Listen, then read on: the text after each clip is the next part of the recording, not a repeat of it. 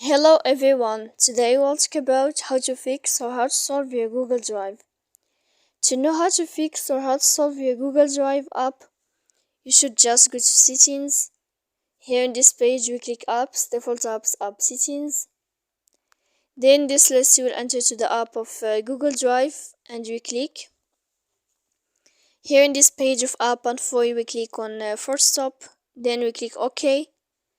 Here we'll enter to the window of storage. After that we click clear cache. Don't click clear data because that can cause you errors in your app or on your phone.